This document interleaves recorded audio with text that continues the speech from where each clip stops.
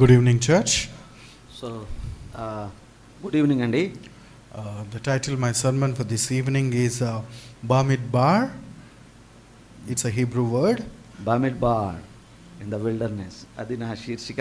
అరణ్య యాత్రలో బామిడ్బార్ చూద్దాము. అది ఒక హీబ్రూ వర్డ్ అండి. And thank you, Hasni, for reading the scripture portion for us. So సోదరి హాస్నికి వందనాలు తెలియజేస్తున్నాను. వారు లేఖన భాగాన్ని చక్కగా చదివి వినిపించారు. Owning a own house in the city like Hyderabad, it would be a dream of every family, isn't it? చూడండి, ఒక ఈ హైదరాబాద్ మహాపట్నంలో మరి ఒక సొంత ఇల్లు కలిగి ఉండాలనేది ప్రతి ఒక్కరికి ఎంతో కోరికగా ఉంటుంది, అవునా కదా? People who are blessed with their own house, really they praise God. It's a great blessing. So ఎవరైతే సొంత ఇల్లు కలిగి ఉన్నారో వారు ప్రభుని స్తుతించాలి. అది నిజానికి ఒక మంచి ఆశీర్వాదం దేవుడి దగ్గర నుండి. Finding a house for rent in the city is such a pain in the neck. So అలాగే సొంత ఇల్లు లేకపోతే అద్దె ఇల్లు కదా, అద్దె ఇల్లు వెతకడానికి కూడా చాలా చాలా చాలా కష్టమవుతూ ఉన్నది. Recently I had to search for the house. ఇటీవలి కాలంలోనే మరి నేను ఒక ఇల్లు కొరకు వెతకడం జరిగింది. And it was so difficult, to find a house, especially for Christians. And even if you say that you are ministering in a church, then it is becoming even more difficult to find a house. మరి అక్కడ చాలా చాలా కష్టమైంది. మరి క్రైస్తవులు అంటే ఒక రకమైన వివక్ష ఉన్నది. మరలా అందులో నేను సేవ చేస్తున్నానంటే కూడా మరి కొంతమంది ఇవ్వడానికి ఇష్టపడటం లేదు. Finding a house where most of our life is there, and finding a comfortable house and in a budget that we have, and especially finding a good house owners, landlords also is such a difficult thing, and practically we all might have experienced its pain. కాబట్టి ఇలాగ ఈ వెతికే క్రమంలో ఏమండి మరి మనం సంచరించే ఆ పరిధిలో ఉండాలని కోరుకుంటాము, ఏమండి మంచి ఓనర్స్ ఉండాలని కోరుకుంటాము, మన బడ్జెట్లో ఉండాలని కోరుకుంటాము. ఇవన్నీ చాలా విషయాలు ఉన్నాయి. All those who came to the city and living in the rented houses are like Abrahams, changing from one house to the other, looking forward for the promise for their next generation may be able to build a house and settle in the city. బైబిల్లో Abraham గారు ఉన్నారు కదా, ఈ అద్దెళ్ళ కోసం వెతికేవారు. అబ్రహాము లాగా ఒక చోట మరి గుడారం నుండి ఇంకో గుడారానికి ప్రయాణం చేసినట్టు మరి వచ్చే తరం వారైనా కొనుక్కుంటారేమో అని ఆశపడుతూ ఉంటారు. So city wanderers. కాబట్టి అలాగ ఈ యొక్క పట్టణంలో అక్కడి నుంచి ఇక్కడికి అక్కడికి తిరిగేవారుగా ఈ అద్దెకు ఉండేవారు ఉంటారు. And Israel also, we see in the Bible, they wandered in the wilderness for 40 years to reach the promised land. దేవుడు చేసిన వాగ్దాన దేశానికి నడవడానికి 40 సంవత్సరాలు ఇశ్రాయేలు ప్రజలు అరణ్యంలో మరి తిరుగుతూ ఉన్నారు, ప్రయాణం చేసుకుంటూనే వచ్చారు 40 సంవత్సరాలు. And even their father Abraham lived in the promised land as a tenant, like changing from one place to the other. He was continually wandering. అలాగే వాగ్దాన దేశంలోనే ఉంటూ కూడా అప్పటికి ఇంకా సొంతం కాలేదు కనుక ఈ అబ్రహాం గారని ఈయన మరి ఒక స్థలం నుండి ఇంకొక స్థలానికి అలాగ మారుతూ వచ్చాడు, గుడారాలు వేసుకుంటూ వచ్చాడు. He considered his life as a journey. మరి ఆయన తన జీవితం అంతా ప్రయాణం అనుకుంటూనే ఉన్నాడు. Israel went through the long journey of 40 years. I don't think anybody else in this world might have traveled for that long. మరి ఇశ్రాయేలు ప్రజలు చేసిన ప్రయాణం ఎంత దీర్ఘ ప్రయాణమో కదా. ఈ ప్రపంచంలో ఇంకా ఎవరు కూడా అంతకంటే ఎక్కువ ప్రయాణం చేసి ఉంటారని నేను అనుకోవడం లేదు. Even as Christians, spiritually, we all agree that we all are in a journey unto the fullness of the kingdom of God. దేవుని రాజ్య సంపూర్ణత కొరకు క్రైస్తవులముగా మనం అందరం కూడా ఈ ప్రయాణంలో ఉంటూ ఉన్నాము. As we are walking in this journey, ఈ యొక్క ప్రయాణంలో మనము సంచారం చేస్తూ ఉండగా we all need a guide. మరి మనకు మరి మార్గదర్శి అవసరం కదా. In city nowadays we are completely depending on the Google Maps. మరి పట్టణాల్లో అయితే ఈ యొక్క గూగుల్ వారు ఇచ్చే ఆ రూట్ మ్యాప్స్ మీద మనం ఆధారపడుతూ ఉన్నాం. But I believe every one of you would agree that Google Map will not be able to help you with everything. మరి అయితే గూగుల్ మ్యాప్స్ మీద ఆధారపడేటప్పుడు అన్ని విషయాలలో కూడా అది మనకంత సహకారణంగా ఉండకపోవచ్చు. And there is nothing that can substitute than a person with us who knows the way. అయితే మరి గూగుల్ సహాయపోవచ్చు కానీ దారి తెలిసిన వ్యక్తి ఉంటే మరి అది ఎంతో ఉపశమనంగాను మరి సహాయకరంగాను ఉంటుంది. I can remember in 2024 during our Christmas carols, Nathan was much helpful than Google Map finding Sarita's house. మరి సిస్టర్ సరిత గారి ఇంటికి వెళ్ళడానికి 2024 క్రిస్మస్ అప్పుడు గూగుల్ మ్యాప్ పెట్టుకున్నాను, కానీ దానికంటే నాకు నేతానే బాగా దారి చూపించాడు. So we all need a guide and presence of somebody. మరి కాబట్టి ఇలాగ దారి చూపే ఎవరైనా ఒకరు ఉండటము మనందరికీ ఎంతో సహకరంగా ఉంటుంది. Because we all are going through wilderness. ఎందుకంటే ఈ యొక్క అరణ్య యాత్ర అనే మరి పరిస్థితిలో మనందరం కూడా ఉన్నాము. The title I chose, it's a Hebrew word Bamidbar. బమిడ్బార్ అనేది అది హీబ్రూ మాట అండి, అది నేను శీర్షికగా పెట్టాను ఇక్కడ. I don't know why it is translated as the book of Numbers. మరి బమిడ్బార్ అనేదాన్ని సంఖ్యలు అని వారు తర్జుమా చేశారు. Probably in the book of Numbers, many numbers counting was there. Probably they might have chose. Yeah. But the word Bamidbar doesn't mean numbers. మరి సంఖ్యాకాండము లేదంటే సంఖ్యలు అనేటువంటి ఈ మాట మరి అందులో సంఖ్యలు ఎక్కువ ఉన్నాయని ఆ కారణంతో పెట్టారు ఏమో మనకు తెలియదు, కానీ ఆ బమిడ్బార్ అనేది ఆ మూల పేరు, కానీ ఆ పేరుకు సంఖ్యలని మాత్రం అర్థం కాదు. Even Hebrew Bible has the same name even today. మరి బమిడ్బార్ అనేది సంఖ్యాకాండానికి హీబ్రూ బైబిల్లో ఈ రోజు కూడా ఆ పేరే ఉన్నది. It means in the wilderness. దాని అర్థం ఏంటంటే అరణ్యములో మరి అరణ్యములో అనేటువంటిది. The book of Numbers explains about the journey in the wilderness. That's why it's called Bamidbar. సంఖ్యాకాండం అనేటువంటి ఈ పుస్తకము వారు అరణ్యంలో యాత్ర చేసిన విషయాలన్నింటినీ తెలియజేస్తుంది కాబట్టి దానికి బమిడ్బార్ అనేటువంటి పేరు హీబ్రూలో ఉన్నది. And Israel's wilderness journey was unique in every aspect. కాబట్టి ఇశ్రాయేలీయులు చేసిన అరణ్య యాత్ర ఏ రకంగా చూసినా ఎంతో ప్రత్యేకత కలిగి ఉంటూ ఉన్నది. And we all know about it, how miraculously they were being fed and they were given water, their clothing, and how they were being protected. All the journey is so interesting. కాబట్టి వారి యొక్క ప్రయాణం ఎంతో ఆసక్తికరంగా ఉంటుంది. వారి బట్టల విషయం చూసినా, వారికి తాగడానికి నీళ్లు చూసినా, వారికి ఆహారం ఎలా వచ్చిందో, ఇవన్నిటి విషయంలో వారికి కాపుదల ఎలాగ వచ్చిందో, ఇవన్నీ కూడా చాలా వినూత్నంగా ఉంటాయి. But the greatest wonder I feel in the entire journey is the constant presence of God as a pillar of cloud and a pillar of fire. అయితే నేను అనుకునే దానికి ఏంటంటే వారి యాత్రలో జరిగిన ఒక మహాద్భుతం ఏమిటంటే దేవుని సన్నిధానము ఒక మేఘస్తంభంగాను అగ్నిస్తంభంగాను వారు వెంబడించి చూడండి, అది నాకు ఆశ్చర్యం అనిపిస్తూ ఉంటుంది. This pillar of cloud and pillar of fire started journeying with Israel from Egypt itself before crossing the Red Sea. కాబట్టి ఈ యొక్క మేఘస్తంభము అగ్నిస్తంభము అనేది వారు ఐగుప్తులో బయటికి వచ్చిన దగ్గర నుండి ఇంకా ఎర్ర సముద్రం కూడా దాటలేదు, అప్పటి నుంచే వారిని వెంబడించుకుంటూ వస్తూ ఉన్నది. Before they crossed the Red Sea, the Pharaoh's army was chasing them. So the pillar of cloud and pillar of fire comes from the front, comes back to the crowd of Israel and blocks the Egyptians coming to Israelites. కాబట్టి వారు బయలుదేరి వచ్చిన వెంటనే మరలా ఫరో సైన్యం వారిని వెంబడించడానికి చూసినప్పుడు వీరికి ముందుగా నడిచిన ఆ యొక్క అగ్ని మేఘ స్తంభము వారికి వెనకకు వచ్చి ఫరో సైన్యానికి ఇశ్రాయేలు ప్రజలకు మధ్య అది నిలవడం మనం చూస్తాము. The pillar protected Israel from Egyptians. కాబట్టి ఈ యొక్క మేఘస్తంభం లేక అగ్నిస్తంభం అనేటువంటిది ఐగుప్తీయుల నుండి మరి ఇశ్రాయేలు ప్రజలను రక్షించింది. Just guess how many pillars were there? Pillar of cloud, pillar of fire, we talk about. How many are there? మరి ఇవన్నీ ఉన్నాయండి, ఈ అగ్నిస్తంభము మేఘస్తంభం ఎన్ని ఉన్నాయి, ఎన్ని గెస్ ఏమైనా ఉందా? One. Okay. Same time?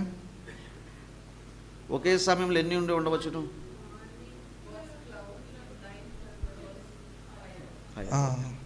But if you read book of Exodus chapter 14, 13 to 14, you understand this one pillar, there is only one pillar. This pillar stood behind the crowd of Israelites, and the same pillar, one side it created darkness, the other side it gave the light. Just imagine how would it be. Look at the picture.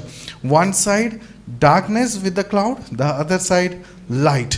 that is how that miraculously God worked and protected Israelites. నిర్గమాకాండం 14 అధ్యాయంలో మనం చూసినట్లయితే మరి ఆ యొక్క స్తంభముగా ఉన్నది ఒకటే అయినప్పటికీ ఒక పక్కన వెలుగు మరొక పక్క చీకటిని కలిగించినట్టుగా ఆ వచనాల్లో మనం చూస్తూ ఉన్నాము. And what you said, it is the story from the after 1 year, second Passover onwards, how the cloud worked on top of tabernacle. మరి మనం చదివిన వాక్య భాగం ఉన్నది ఏదైతే ఉన్నదో అది వీళ్ళు బయలుదేరి వచ్చిన తర్వాత ఒక సంవత్సరం అయిపోయింది, మరలా రెండోసారి పస్కాను ఆచరించారు, ఒక గుడారం వచ్చింది. ఆ గుడారం మీద అక్కడ ఎలా పరిచర్య చేసిందో ఎలా ప్రవర్తించిందో ఆ విషయాలు మనం చదువుకుని ఉన్నాము. Once the tabernacle was erected, the pillar of cloud came upon it. మరి కాబట్టి ఇప్పుడు ఆ సాక్ష్య మందిరము లేక మందసము నిర్మించబడింది. ఈ యొక్క అగ్నిస్తంభం ఏదైతే ఉన్నదో ఆ దాని లోపల నివసించినది లేదా దాని పైన అన్నట్టుగా ఉండింది. So there the cloud, in the morning it was a cloud and in the evening it gave light.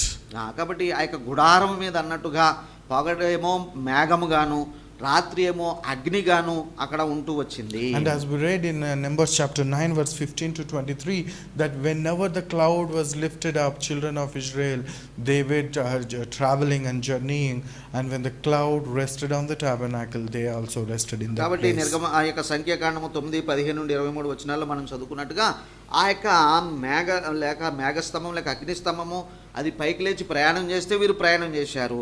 అక్కడ గుడారం మీద నిలిచినట్లయితే వారు అక్కడ బస చేసినారు. And they traveled for 40 years without any schedules. కాబట్టి షెడ్యూల్ ఏమీ లేకుండా ప్రయాణ వివరాలు కానీ చేయాల్సిన పనులు కానీ అనేటువంటివి ఏమీ లేకుండానే 40 సంవత్సరాలు వారు ప్రయాణం చేసుకుంటూ వచ్చారు. Isn't it so difficult for us to travel without a schedule? Even when we have train journey, we'll be constantly checking where's my train app, right? కాబట్టి where is my train app వచ్చింది కదా ఇప్పుడు. మరి ప్రయాణం చేస్తున్నప్పుడు నా బండి ఎక్కడ దాకా వచ్చింది అనే షెడ్యూల్ మనం చెక్ చేసుకుంటూనే ప్రయాణం చేస్తూ ఉంటాము. My daughter starts playing the game, are we there yet, are we there yet? మరి మా పాప నాతో ప్రయాణం చేస్తున్నట్టే ఇంకా వచ్చేసామా అన్నట్టుగా అడుగుతూ ఉంటుంది. So it's so difficult to travel without a schedule, and that is the journey these children of Israel have taken for 40 years. కాబట్టి 40 సంవత్సరాలు ఏమండి ఒక షెడ్యూల్ అనేటువంటిది లేకుండానే వారు అరణ్యంలో యాత్రను చేస్తూ ఉన్నారు. In spite of all of that, they were experiencing miracle. Every morning they wake up and every night they step out of their tent. కాబట్టి ఇట్లా మరి ఒక షెడ్యూల్ లేకుండా ఒక ప్రయాణం చేసినప్పటికీ ప్రతి ఉదయము అద్భుతమే, ప్రతి సాయంత్రము వారికి అద్భుతమే కనబడుతూ ఉన్నది గుడారంలోంచి బయటకు వస్తే. As a step out of the tent, they can see the constant presence of God in the form of cloud or a fire. మరి కాబట్టి వారు గుడారం వెలుపలికి వచ్చినట్లయితే అది పగలైతే మేఘముగాను రాత్రి అయితే అగ్నిస్తంభంగా దేవుని సన్నిధానమును వారు చూచినారు. And this pillar is the representation of his presence and his glory. కాబట్టి ఆయన మహిమకును ఆయన సన్నిధికిని అది ఈ యొక్క స్తంభము మరి అది సూచనగా ఉన్నది. It is called the Shekinah glory of God. మరి షెకీనా గ్లోరీ అనే షెకీనా మహిమ అనే పేరు కూడా ఈ అగ్ని మేఘ స్తంభమునకు కలదు. So the pillar of cloud is nothing but the glory of God. In other words, the pillar of cloud is nothing but the presence of God. కాబట్టి దేవుని మహిమ అని అనవచ్చు, లేక దేవుని సన్నిధానము అని కూడా ఈ యొక్క అగ్ని లేక మేఘస్తంభను మనం అనవచ్చు. Saying the presence of God is a poetical statement, but in other words, that is God himself. చూడండి, దేవుని సన్నిధానము, దేవుని సన్నిధి అని మనము మరి ఆ యొక్క మరి చక్కగా పిలుచుకుంటాం, కానీ దేవుని సన్నిధి అంటే అర్థం ఏంటంటే దేవుడు అక్కడ ఉండేను అని అర్థము. So the children of Israel visibly experienced God for 40 years. కాబట్టి కన్నులకు కనబడే విధంగా ఇశ్రాయేలు ప్రజలు మరి అగ్ని లేక మేఘస్తంభంలో వారు దేవునిని కలిగి ఉండినారు. What would you do if you have that privilege? కాబట్టి ఒకవేళ మనమే ఆ స్థలంలో ఉండి ఆ ధన్యత మనకే కనుక ఉండినట్లయితే మనం ఏమి చేసేవారమే? How your life would have been? మరి మన జీవితం ఎలా ఉండేది? Don't you think it would have been wonderful? మరి ఎంత అద్భుతమైన మరి అనుభవమో అనిపించుతారు కదా. Glorious. మరి ఎంత మహిమకరమైన అనుభవంగా ఉంటుంది కదా. Right? అవునా కదా. It may be true for all of you, but with the children of Israel it was not the case. Though the presence of God visibly available for them, they yet committed sin for 40 years. అయితే నీకు నాకు అద్భుతము, ఆశ్చర్యకరము, మంచి అనుభవము, మరి ఒక ప్రివిలేజ్గా ఉంటుందేమో కానీ ఇశ్రాయేలు ప్రజలకు మాత్రం అలాగూ లేదు. మరి దైవ ప్రత్యక్షత, దైవ సన్నిధానం అక్కడ ఉండినప్పటికీ 40 సంవత్సరాలు వారు పాపములు చేస్తూనే వచ్చారు. I'm not talking about the sin listed in the 10 commandments. మరి 10 ఆజ్ఞల్లో చెప్పబడిన పాపాలు చేశారనే నేను చెప్పడం లేదు. But the sin related to unbelief, in spite of having him right in front of their eyes. మరి వారి కన్నులకు ముందుగా దేవుని ప్రత్యక్షత, ప్రభావ సన్నిధి ఉండినప్పటికీ వారు పాపము చేసుకుంటూ వచ్చారు అనేటువంటిది అవిశ్వాస విషయంలో. In Numbers chapter 9 we see that the presence of the cloud was constantly there. మరి చదవబడిన వాక్య భాగంలో మనం చూసాం దేవుని ఆ యొక్క ఆ మేఘ ఆవరణము లేదంటే మేఘం ఆవహించడం అనేది అక్కడ ఉండినది నిరంతరాయంగా చూసాం. Within Numbers chapter 11 we see children of Israel were crying out for meat and saying, you did not give us food, we didn't have cucumbers and we need food.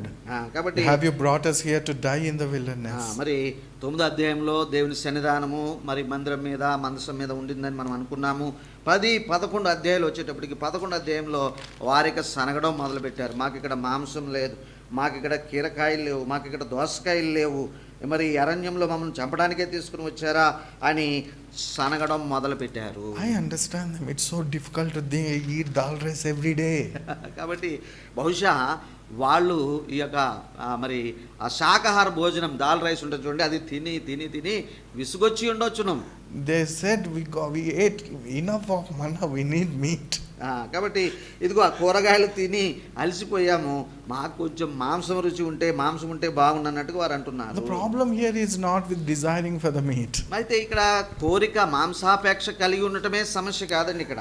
But within when small dissatisfaction has come, they started complaining against Moses and God, saying, you brought us here to die in the wilderness. కాబట్టి మాంసాపేక్ష కలిగి ఉండటం తప్పేమీ కాదు, కానీ ఆ యొక్క విషయాన్ని బట్టి వారు సనగడం మొదలుపెట్టారు.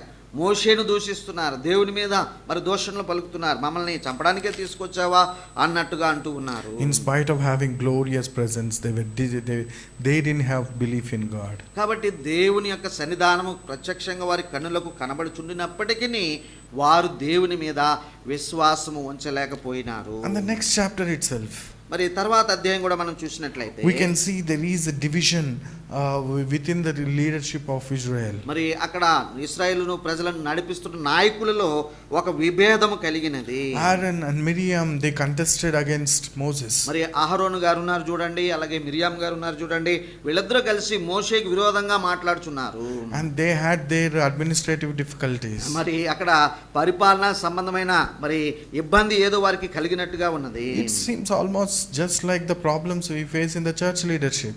మరి బహుశా మరి ఇటీవలి కాలంలో మనము సంఘాల్లో చూస్తూ ఉంటాం, మరి ఈ యొక్క అడ్మినిస్ట్రేషన్ ప్రాబ్లమ్స్ అట్లాగే సుమారుగా ఇక్కడ కూడా ఉంటూ ఉన్నది.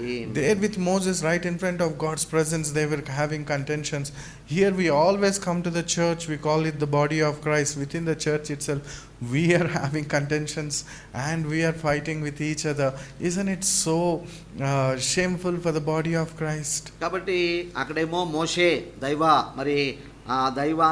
దైవ ప్రత్యక్షతతో దేవుని సన్నిధానంలో పరిచయం చేస్తూ ఉన్నాడు. మోషే ఆ యొక్క అహరోను మిరియాములు సనుగుతూ ఉన్నారు. మరి సుమారుగా మన మధ్యలో కూడా దేవుని క్రీస్తు శరీరం అని మనం పిలుచుకుంటున్నాం, సంఘం అని పిలుచుకుంటూ ఉన్నాం.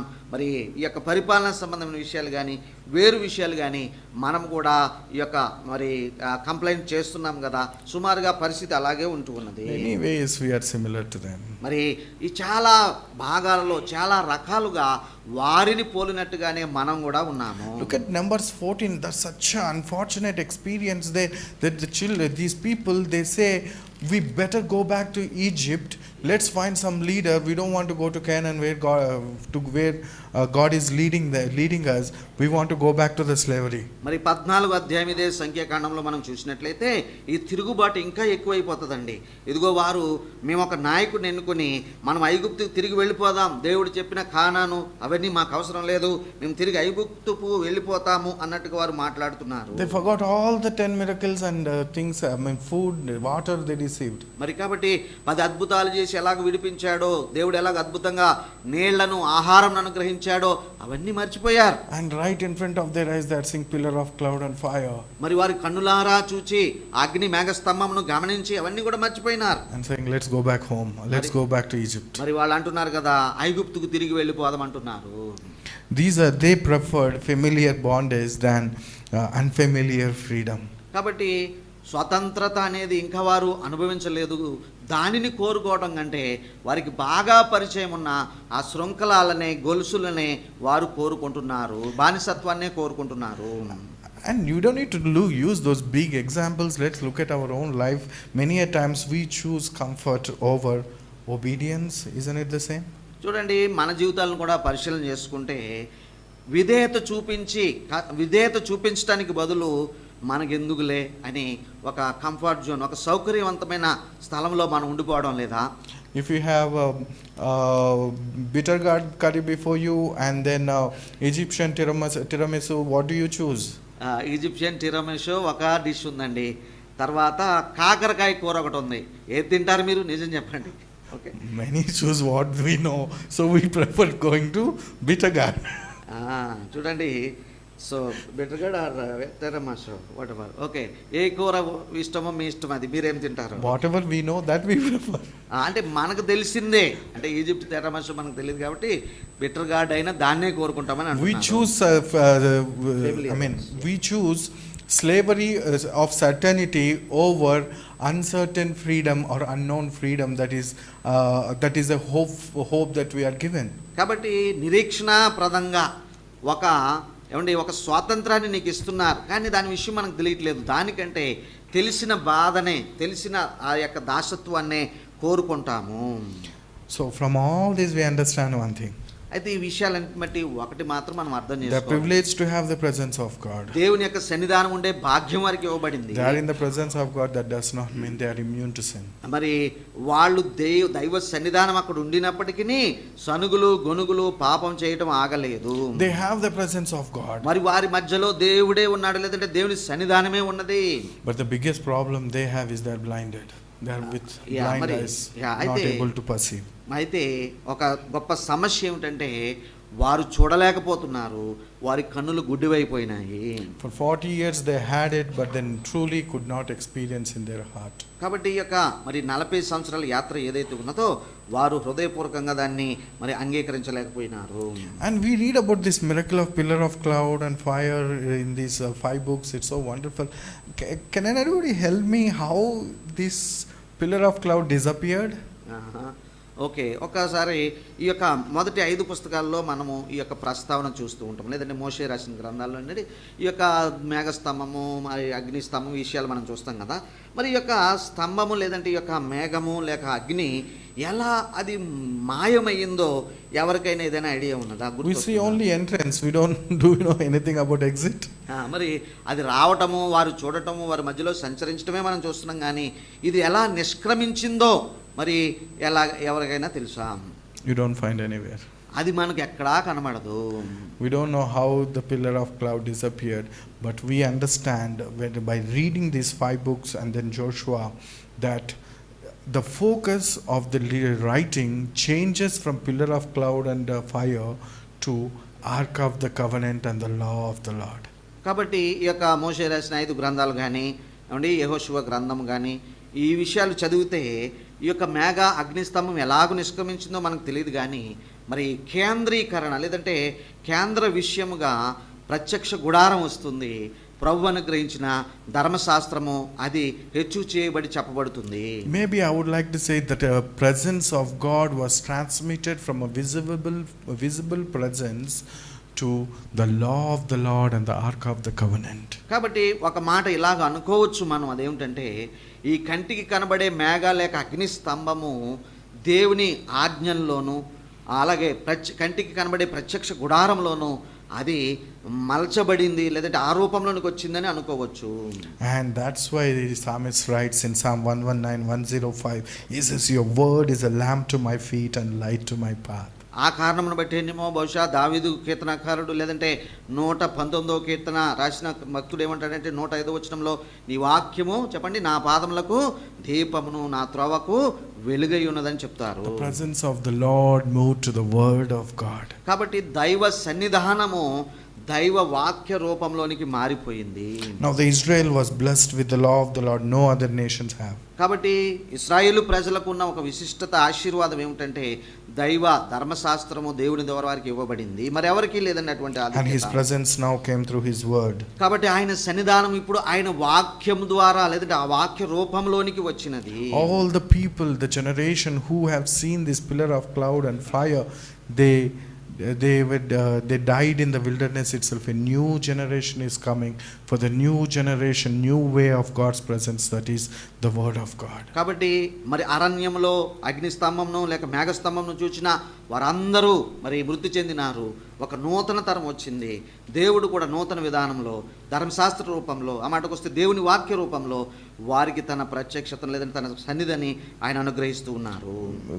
Previously we thought having the presence of God was such a blessing, like the cloud, visible presence was a great blessing. కాబట్టి మనం నేను ప్రారంభ మాటలో చెప్పాను కదా, అగ్ని మేఘస్తంభం మన కన్నులకు కనబడుతూ ఉంటే అదెంతో గొప్ప ధన్యత అన్నట్టుగా మనం మాట్లాడుకున్నాం కదా. Let me remind you, my brethren, అయితే ఒక విషయం మీకు జ్ఞాపకం చేయనివ్వండి. we are much more blessed than these generation who died in the wilderness. కాబట్టి అగ్ని మేఘ స్తంభమును చూసి అరణ్యంలో అంతమైపోయిన ఆ యొక్క తరము కంటే మనమందరము బహు ఎక్కువగా ఆశీర్వదింపబడిన వారము. In the New Testament we see that Jesus is the God's presence with us. కాబట్టి నూతన నిబంధనలో ఉంటున్న మనకు ప్రభువైన యేసుక్రీస్తే దేవుని సన్నిధానముగా ఉంటూ ఉన్నాడు. At his birth it was prophesied and said that he is called Emmanuel, God with us. కాబట్టి ఆయన మరి జన్మిస్తాడనే ప్రవచనాల్లో ఒక మరి ప్రవచనం కూడా ఉంది కదండి, ఆయన మనకు తోడుగా ఉండే ఇమ్మానుయేలు అనే ప్రవచనం. And in John chapter 1 verse 14 it says the word became flesh and dwelt among us, or tabernacled among us. కాబట్టి ఇంకా యోహాను సువార్త 1:14 వచనమును బట్టి చూసినట్లయితే ఆ వాక్యమే శరీరధారి అయ్యను కృపాసత్య సంపూర్ణుడుగా మన మధ్య నివసించునని చదువుతూ ఉన్నాం కదా. The pillar to the word. మరి చూడండి అగ్ని లేక మేఘ మరి స్తంభముగా ఉన్నది వాక్య రూపంలోనికి వచ్చారు. Word to the incarnated Son of God, Jesus. కాబట్టి వాక్య రూపంలో ఉన్న ఆ దేవుడు ఇదిగో దేవుని కుమారుడుగా మానవ శరీర ధారణలోనికి వచ్చాడు. Of course you may say Bible, I am not saying Bible became Jesus.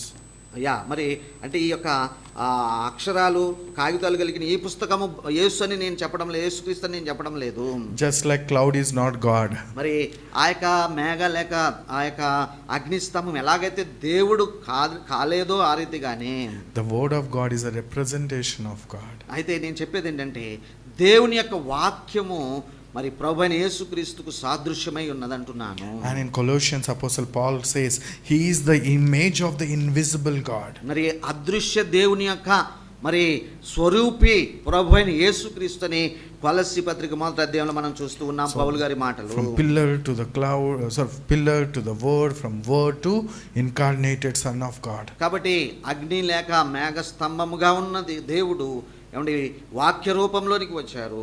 వాక్య రూపంలో ఉన్న దేవుడు ప్రభువైన యేసుక్రీస్తుగా మరి మానవ ధారణ చెందినారు, మానవ అవతారంలోనికి వచ్చినారు. How blessed are the apostles and all who have seen the physical presence of God in Jesus, whom they touched, felt and talked and heard. కాబట్టి ప్రభువైన యేసుక్రీస్తుతో కలిసి మెలిసి సంచరించిన 12 మంది శిష్యులనండి ఇంకా మొదలగు వారనండి, వారు ఆయనను ఎంత భాగ్యం పొందుకున్నారు, దేవుడితో సంచారం చేశారు, కలిసిమెలిసి ఉన్నారు, ఆయనతో ఉన్నారు, సహవాసం చేశారు కదా. But surprisingly John writes, అయితే యోహాను మాటలు కొంత ఆశ్చర్యాన్ని కలిగిస్తాయి. Blessed are those who believe without seeing Jesus. అయితే యోహాను గారి మాటలు ఎలా ఉన్నాయంటే చూచి నమ్మిన వారి కంటే చూడక నమ్మిన వారు ధన్యులు అంటారు. If the disciples are blessed, మరి శిష్యులు ఆశీర్వదింపబడిన వారని మనం అనుకుంటే, according to John we are believing in Jesus without seeing him, so we are even more blessed. కాబట్టి యేసు ప్రభును చూసిన శిష్యులే ధన్యులు అనుకుంటే చూడక నమ్మిన మనము మరింత ధన్యులం అవుతాము యోహాను మాటలను బట్టి. Why? In what sense? మరి ఏ రీతిగా మనము అధిక ధన్యులం అవుతాము. ఏ రీతిగా? It is because through the ascension and the Pentecost, Jesus and God made his presence available to us even in greater dimensions to us. కాబట్టి ఇది ఎలాగూ సాధ్యమంటే, ఇది ఎలాగూ సాత్కారించబడిందంటే మరి ప్రాక్టికల్గా ఉంటుందంటే, ప్రభువైన యేసుక్రీస్తు యొక్క ఆరోహణమై ఆత్మ మరి దిగి వచ్చుట ద్వారా ఆయన మనలో ప్రతి ఒక్కరిలో నివసిస్తున్నాడు. చూడండి, ఆ రీతిగా అది మరింత ధన్యతను తీసుకుని The వచ్చింది. ascension of Jesus is not Jesus is going away from us, but Jesus is entering into a greater dimensions for us. కాబట్టి ప్రభువైన యేసుక్రీస్తు యొక్క ఆరోహణం అంటే ఆయన ఇక మన దగ్గర నుండి దూరం అయిపోతున్నాడని కాదు, కానీ ఆయన మరింత హెచ్చు స్థితికి, మరింత ఉన్నత ప్రమాణాలకు, ఉన్నత విషయాలకు వెళుతున్నాడు అనేటువంటి ఒక విషయం ఉన్నది. That's why as he was going up, the word, the last words he said, "Lo, I am with you to the very end of the age." Next moment he was going up in the sky. కాబట్టి ఆయన ఆరోహణమయ్యే సమయంలో ఆయన చివరిగా పలికి తన శిష్యులను బలపరిచిన మాట ఏమిటో మీకు తెలుసు కదా. ఇదిగో యుగ సమాప్తి వరకు నేను మీతో కూడా ఉన్నాను, విడిచిపెట్టి వెళ్ళలేదు. ఆయన మనతోనే ఉన్నాడు. Saying, "I am with you and going." మరి ఆ మాట అన్నారు, మేఘాల్లో ఆయన మరి ఆరోహణం అయిపోయారు. It is because he is entering into higher dimensions so that he can come much closer to us. కాబట్టి ఆయన ఆరోహణంలో మరింత హెచ్చు స్థితి అయిన ఆశీర్వాదాలు మనకి ఇవ్వడానికి, కనుక మనలోనే నివసించడానికి అన్నట్టుగా తిరిగి రావడం అనే ఉద్దేశం ఉన్నది. He was ascended so that he can come in a high new dimension. He can come into our hearts. కాబట్టి మరింత హెచ్చు ఆశీర్వాదాలు మనకి ఇవ్వడానికి అన్నట్టుగా ఆయన ఆరోహణమయ్యాడు. ఇప్పుడు మనలో ప్రతి ఒక్కరిలోనికి ఆయన వస్తూ ఉన్నాడు. If he is in the same 3 dimensions, he cannot come inside of us. కాబట్టి ఆయన భౌతిక రూపంలో ఉంటే ఆయన మనలోనికి రాలేడు కదండి. But because he entered into greater dimension, he is in us also. కాబట్టి ఆయన ఎప్పుడైతే ఆయన భౌతిక రూపం మారి నుండి ఆరోహణమైనాడో, ఆయన ఇప్పుడు మనలో ప్రతి ఒక్కరిలో నివసించే ఒక ఆధిక్యతను మనకు అనుగ్రహించారు. The dimensions work like this. చూడండి, ఈ యొక్క కొలతలు లేక డైమెన్షన్స్, ఫిజికల్ రూపాలు అనేవి ఇలా పనిచేస్తాయి. 2-dimension square, right? చూడండి, 2D స్క్వేర్ మీకు తెలుసు. 2D అంటారు కదా, 2 డైమెన్షనల్. ఒక చతురస్రాకారం ఉందనుకుందాం. What is the 3-dimension of the square? మరి స్క్వేర్ యొక్క 3 డైమెన్షనల్ రూపం ఏంటి? త్రికోణంలో ఉండేదేంటి? Cube. Okay. When the cube is formed, మరి క్యూబ్ని అనేదాన్ని మనం కనుగొన్నప్పుడు the square is disappeared or the square is there, still there? మరి ఆ క్యూబ్ మనకు కనబడింది 3 డైమెన్షనల్. ఇంకా 2D అయినా ఆ చతురస్రాకారం ఉందా ఇంకా లేదా? To see, it may not appear like that మరి అలా physically, చూడడానికి 2Dలో అది కనబడకపోయినప్పటికీ, but the square is already in the cube. అయితే ఆ యొక్క భౌతిక రూపం 3Dలో మనకి ఎప్పుడైతే కనబడిందో, క్యూబ్ లాగా చతురస్రాకార ఆ యొక్క మరి గోళం చతురస్రాకార పదార్థంలో కనబడిందో, 2D రూపం కూడా అందులోనే ఉన్నది, ఎక్కడికి పోలేదు. Now the mathematical question to you, how many squares are there in a cube? చూడండి, ఒక చతురస్రాకార పదార్థం ఉందనుకుందాం, అందులో ఎన్ని చతురస్రాలు ఉన్నాయి? In a cube, how many squares are there? మరి ఒక చతురస్రాకార పదార్థాన్ని ఊహించుకోండి, అందులో ఎన్ని చతురస్రాకారాలు ఉంటాయి, స్క్వేర్స్ ఉంటాయి? 6. How many of you say 6? 6 అని. ఓకే, 6 అని ఎంతమంది అంటున్నారు? 6 ఉంటాయండి. Okay. You know what? In a cube, there are infinite number of squares. చూడండి, అంటే ఆ క్యూబ్ ఆకారంలో ఉన్న చతురస్రాకార పదార్థం ఏదైతే ఉన్నదో, అందులో లెక్కలేనన్ని చతురస్రాకారాలు ఉంటాయి. 6 faces may be there. మరి బహుశా మీరనే 6 అనేది 6 దిశలు అని అనుకోవచ్చేమో. But it has countless number of squares within. కాబట్టి ఆ యొక్క చతురస్రాకార పదార్థంలో చతురస్రాలు ఎన్నున్నాయంటే లెక్కలేనన్ని ఉన్నాయి. A circle in 3 dimension is a sphere. మరి చూడండి, వృత్తాకారాన్ని ఊహిద్దాం. 3 డైమెన్షన్స్ లో దాన్ని ఒక గోళం అంటాం మనం. In a sphere, how many circles are there? మరి ఇప్పుడు ఆ గోళాకారంలో ఎన్ని సర్కిల్స్ మీరు పెడతారు? Infinite number of అనంతము మనం ఉంటాయి, ఎన్నైనా ఉండొచ్చు. When 3 dimension Jesus entered into the 4th dimension, he was available to us. His presence made available to us in infinite possible ways. కాబట్టి భౌతిక రూపంలో ఉన్న ప్రభువైన యేసుక్రీస్తు ఒకవేళ 2D అని మనం అనుకుంటే, లేక 3D అని, మరి 3D లాగా అనుకుంటే, ఆయన 4 డైమెన్షనల్ ఆ ఆస్పెక్ట్లోనికి వెళ్ళినప్పుడు ఆయన యొక్క పరిధి బహువిస్తారమైపోయింది. No. అందరిలోకి ఆయన అందుబాటులో ఉంటున్నాడు. Not merely by the visible presence. మరి ఇప్పుడు ఆయనను చూసే ఆ యొక్క సన్నిధి అన్నట్టుగా కాదు, Much more than that. దానిని మించిన ఆ యొక్క అందుబాటులోనికి ఆయన మనకు వచ్చేసాడు. Because of this, he was ascended. He is in us. He is with us. Yeah. He is there in the heaven for us. He is with me. He is with you. He is in India. He is in America. He is everywhere because he made his presence available to every human being in infinite possible ways. కాబట్టి ప్రభువైన యేసుక్రీస్తు ఎప్పుడైతే ఆ యొక్క 3D లేదంటే 4D అనుకోండి, ఆ డైమెన్షన్స్లోకి హెచ్చైన డైమెన్షన్స్లోనికి, కొలతల్లోనికి లేక పరిధిలోనికి వెళ్ళినాడో ఆయన అనంతుడుగా ఉంటున్నాడు, మనలో ఉంటున్నాడు, మనతో ఉంటున్నాడు, మన మధ్యలో ఉంటున్నాడు, మరి మన పక్క చర్చిలో ఉంటున్నాడు, పక్క దేశంలో ఉంటున్నాడు, అమెరికాలో ఉన్నాడు, మరో దేశంలో ఉన్నాడు, ఇండియాలో ఉన్నాడు, ఎక్కడైనా ఆయన ఉంటున్నాడు. His presence made available to us greatly. కాబట్టి ఆయన సన్నిధానము ఇప్పుడు బహు విధాలుగా మరి పరిమితి లేనట్టుగా అనంతమైన రీతిలో మనకు అందుబాటులోనికి ఆయన సన్నిధి వచ్చేసింది. And the Bible talks about God is coming to his people from Genesis till Revelation. చూడండి, మరి బైబిల్ గ్రంథంలో మనం ఆదికాండం నుండి ప్రకటన గ్రంథం వరకు ఏం చూస్తామంటే దేవుడు వస్తున్నారు మీతో ఉంటారన్నట్టు సందర్భం మనం చూస్తాం. He came down to Adam, he came down to Noah, he came down to Abraham, he came down to Sinai mountain, to Moses, to Israelites, and he came down to temple. He came down as Jesus, and in the second coming we say he is coming back. చూడండి, Bible అంతట్లో ఆదికాండం నుండి ప్రకటన గ్రంథం వరకు మనం చూసినప్పుడు ఆదామును సందర్శించాడు, మరి నోవాహుతో అబ్రహాంతో సంభాషించాడు, వచ్చారు. అలాగే మోషే దగ్గర సినాయి పర్వతం దగ్గరకు వచ్చారు. మరి చివరిగా యేసు ప్రభులాగా వచ్చారు కదా. మరలా రెండవ రాకడలో ఆయన మరలా వస్తున్నాడని మనం అంటున్నాం కదా. The mystery from Genesis till Revelation, the thread that owns every story, is the mystery of God is granting his presence to his people. కాబట్టి ఆది కాండం నుండి ప్రకటన గ్రంథం వరకు మీరు చూస్తే ఒక రహస్య జాడ మనకు కనబడుతూ ఉంటుంది. ప్రభు తన ప్రజల మధ్యకి తన సన్నిధానంతో దిగి వచ్చుట అనే రహస్య జాడ, ఆ యొక్క రేఖను మనం కనుగొవచ్చు. That's why Paul says the mystery which has been hidden from ages to ages, now it is revealed. What is that mystery?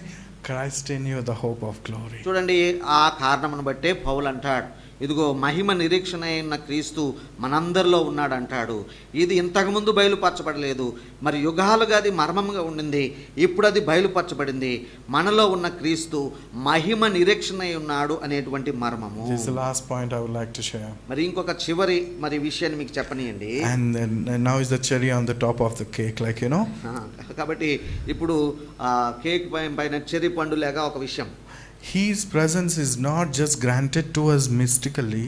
మరి మర్మయుక్తంగా ఆయన సన్నిధానము మనకు అందుబాటులోనికి రావడం కాదు. He just not saying that I want to be there with you in a particular manner. మరి నేను ఇలా ఈ ప్రత్యేక విధానంలోనే నేను మీతో ఉంటాను అనేటువంటి అలాగూ కాదండి. Now God is present to us. దేవుడు మన మధ్యలో ఆయన మరి మనతో ఉన్నాడు. ఎలాగంటే spiritually in us, with us, through us. మనలో ఉన్నాడు, మనతో ఉన్నాడు, మన ద్వారా ఉంటూ ఉన్నాడు. And more than all of this, మరి దీనంతటికి మించి ఇంకొక విషయం ఏమిటంటే he is with us as a human. చూడండి, ఆయన మనతో మానవుడిగా ఉంటున్నాడు. There is only one God and one mediator between God and man, that is the man Jesus Christ. మరి దేవుడు ఒక్కడే, దేవునికి నరులకును మధ్యవర్తియు ఒక్కడే, ఆయన క్రీస్తు యేసు అనే నరుడు. His presence from the pillar to the word. చూడండి, ఆ యొక్క అగ్ని లేక మేఘ స్తంభముగా ఉన్న దేవుడు మరి వాక్య రూపంలోనికి, ధర్మశాస్త్రం గ్రంథం అన్నట్టుగా వాక్య రూపంలోనికి వచ్చారు. From the word to the incarnated son Jesus. మరి వాక్యమై ఉన్న ఆ యొక్క దేవుని సన్నిధానము మరి కుమారుడిగా మానవధారణ జరిగింది. From son to the spirit. మరి ఆ కుమారుని పరిధి నుండి ఆయన పరిశుద్ధాత్మ పరిధికి వెళ్ళారు. Through ascension and Pentecost. మరి ఆ యొక్క మరి పరిశుద్ధాత్మగా ఆయన పెంతెకోస్తు రోజున దిగి వచ్చారు. Through his mediation he just remained as you and me. When we see Jesus in his kingdom, truly you and I can give him shake hand, Yeah. we can physically feel him. చూడండి. That is how he is making his presence available to us. As I said, infinite possible ways, and the assignment for all the church is to find out what are the possible ways he made his presence available to us. కాబట్టి ఆయన ఆత్మరూపిగా ఉండటం మాత్రమే కాదు, ఏమండి, ఆయన రాజ్యంలో ఆయనను మనము తాకవచ్చు, అవసరమైతే మరి షేక్ హ్యాండ్ ఇవ్వచ్చు అన్నట్టుగా, ఒక నరరూపంలో అన్నట్టుగా ఆయన మనకు అందుబాటులోనికి వచ్చేసాడు. సంఘముగా మనము ఆయనను ఎక్కడ ఎలా కనుగోగలమో అది ఇక మన హోంవర్క్ అయి ఉంటూ ఉన్నది. Do we believe his presence in our life? కాబట్టి మన జీవితాలలో ప్రభువైన దేవుని లేక ప్రభువైన యేసుక్రీస్తు యొక్క సన్నిధి ఉన్నది, ప్రభావం ఉన్నదని నీవు నమ్మగలుగుచున్నావా? My brethren, presence of God is not a feeling. మరి కాబట్టి దేవుని సన్నిధి ఉండటం అంటే ఏదో అనుభూతితో ఆగిపోయేది కాదు. Many times we say, I feel the presence of God. I don't feel the presence of God. Let me tell you, it's presence of God is not a feeling. కాబట్టి చాలా మంది అంటూ ఉంటారు కదా, దేవుని సన్నిధిని నేను అనుభవించగలుగుతున్నాను, దేవుని సన్నిధిని నేను అనుభవించగలుగుతున్నాను అంటారు. దేవుని సన్నిధి అనేది అనుభవించే అనుభవం లాగానే ఉండేది కాదు. It is a promise. మరి అది వాగ్దానమై ఉన్నది. It is faith. మరి అది విశ్వాసంతో కూడినదై ఉన్నది. And it is the life. అది జీవమై ఉన్నది. That's what David saying, where can I run away from your presence? Even if I put my bed in hell, you are there. మరి ఈ కారణమును బట్టి దావీదు భక్తుడు అంటున్నాడు కదా, నీ సన్నిధానం నుండి నేను ఎక్కడికి పారిపోగలను, సముద్రాగాధంలోనికి పోయినా అక్కడ నీవు ఉన్నావు, నేనెక్కడ నా పడక నుంచోగలను నీవు లేకుండా అంటున్నాడు. Once you realize his presence, one moment in your life, కాబట్టి దైవ సన్నిధానము నీ జీవితంలో ఉన్నది నిరంతరాయంగాని నీవు గ్రహించిన క్షణాన్న you can never lose it anywhere, anytime in your life. కాబట్టి ఆ గ్రహింపు కలిగిన క్షణాన్న మరెన్నటికి ఏ సమయమైనా ఏ పరిస్థితి అయినా నీవు ఆ యొక్క అనుభవాన్ని లేదంటే ఆ యొక్క విషయాన్ని నీవు కోల్పోలేవు. If anytime you don't feel it, మరి ఎప్పుడైనా దేవుడు నాతో లేడు అని అనిపిస్తున్నట్లయితే one suggestion I'll give you, it works the best. చూడండి, ఒక సలహా నా దగ్గర ఉన్నది, మీరు దీన్ని ప్రయత్నించి చూడండి, ఇది బాగా పనిచేస్తుంది. And it will never fail. ఇది దీనికి ఫెయిల్యూర్ కాని విషయము. If you don't feel the presence of God, దేవుని సన్నిధి నీతో లేదు అని అనిపిస్తున్నప్పుడు find somebody, ఎవరో ఒకరి దగ్గరికి వెళ్ళండి, talk to them about Jesus. మరి ప్రభువైన యేసుక్రీస్తుని గురించి వారికి సాక్ష్యం ఇవ్వండి, మాట్లాడండి. Just talk to them. మరి వారి దగ్గరికి వెళ్ళి యేసు ప్రభు పేరెత్తండి, ఆయన గురించి మాట్లాడండి. You will find the presence of God. దేవుడు నీకు తోడున్నాడు, దేవుని సన్నిధి నీతోనే ఉన్నదనే అభయము నీవు అనుభవించి తీరుతావు. Because he promised, wherever two gathered in my name, I am there in their midst. కాబట్టి ఇది ఎందుకని నేను అంటున్నానంటే, ఇది ష్యూర్ అని ఫెయిల్యూర్ లేదని నేను ఎందుకంటానంటే, వాగ్దానం ఉన్నది. ఇద్దరు లేక ముగ్గురు ఉన్న చోట నా అంగీకారం లేదని నేను అక్కడ ఉంటానని చెప్పిన వాగ్దానమును బట్టి ఈ మాట చెప్తున్నాను. May we all experience his presence. కాబట్టి ఆయన సన్నిధానమును మనందరము అనుభవించుదుము గాక. And we all may be obedient and led by his guidance. కాబట్టి ఆయన యొక్క మార్గదర్శకత్వాన్ని అనుసరిస్తూ ఆయన ద్వారా మనందరము నడిపించబడుదుము గాక. And may explore the depths and infinite possible ways of his presence in our life. కాబట్టి మన జీవితాల్లో మనము మరి గమనించుకోవాల్సింది ఏంటంటే, మరి అనంతమైన మార్గాలలో ఆయన మనతోనే ఉంటూ ఉన్నాడు. వాటిని మనం గుర్తించగలిగితే చాలు. May God bless you. దేవుడు మనందరినీ దీవించును గాక.